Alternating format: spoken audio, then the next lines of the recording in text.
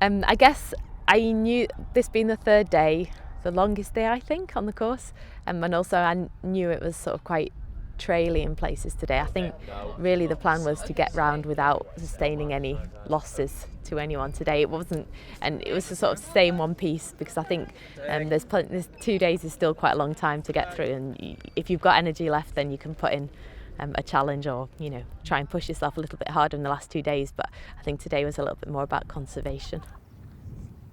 The course it runs through some fantastic scenery, fantastic mountains.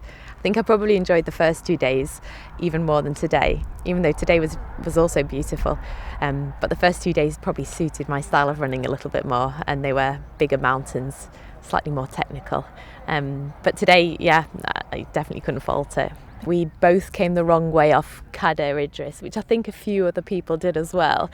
It was really claggy up there, so and we were sort of set off along the path. I was on a compass bearing at the top, but clearly didn't check it often enough as we descended, and so we were slightly on the wrong path. And when we realised, we sort of said we need to cut across, and I just darted across. It's very much the sort of thing that I do, sort of stop thinking and just set off running. And before I knew it, I was in the clag on my own. So then at that point, me and Conrad were separated, and I felt really lonely suddenly, in the middle of the mist on my own, and Conrad had disappeared. And I spent the next hour or so trying to catch him up, and I did. And then later on, when he started slowing down a little bit and just said to me, just push on.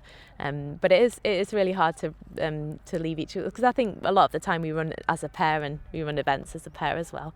And there's very much a relationship. You have to look out for the other person. So if you decide that you are going to run away from them, then you're essentially, in a way, abandoning them. Has Jazz been through?